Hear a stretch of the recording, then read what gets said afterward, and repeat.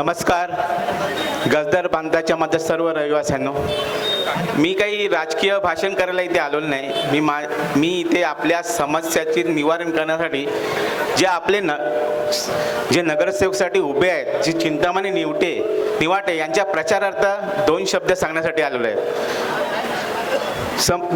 बसलेल्या माझ्या तमाम व्यासपीठावर मान्यवरांना वंदन करून व आपले आराध्य दैवत छत्रपती शिवाजी महाराज व आपले हिंदू हृदय सम्राट बाळासाहेब ठाकरे यांना नतमस्तक होऊन उद्धवजी ठाकरे यांना नतमस्तक होऊन मी माझ्या 2 शब्दाला सुरुवात करत आहे. सर्वप्रथम मला मी नगरसेवकांच्या पाठीशी आपल्या सेनेच्या नगरसेवकाबरोबर फिरलो त्या एरियात, म्हणजे पूर्ण गजदर बांधावर एक असा प्रश्न निर्माण आहे की इथे पाण्यावर भाष्य करायला मोठे मोठे नेते येतात, आमदार येतात, आपले स्थानिक आमदार येतात, पण या पाण्याचा ज्याला जेवढा नॉलेज आहे, म्हणजे पाणी कसं कुठे किती लाईन पडलेली आहे त्याचं कोणाला नॉलेज नाही.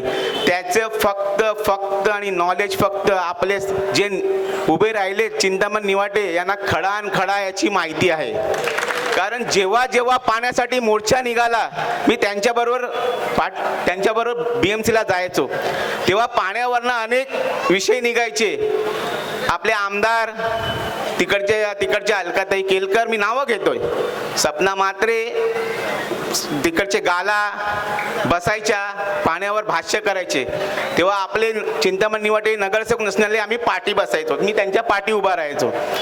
तेव्हा पाण्याचा जेव्हा विषय पडायचा तेव्हा आम्हाला डोक्यात क्लिक व्हायचं की यांना पाण्याचा कुठलाही माहितीच नाही, यांना अनुभव नाही. तेव्हा एकदा चिंतादादांनी आशिषजींची विनंती करून त्यांना फक्त एवढंच सांगितलं, साहेब मला पाण्याच्या विषयावर भाष्य करायचं आहे. तेव्हा चिंतामणी निवाटे साहेबांनी जे भाष्य केलं तेव्हा त्यांच्या आमदारांनी त्यांच्या नगरसेवकांना फटकारलं. बघा, हा साधा नगरसेवकही नाही, पण या गजदर बांधाने खाट आणल्याच्या पाण्याच्या विषयावर एवढा मोठा नॉलेज त्याला आहे की त्यातला एकही अनुभव तुम्हाला नाही. मग तुम्ही नगरसेवक असण्याचे कारण काय? तुम्ही नगरसेवक काम काय करता?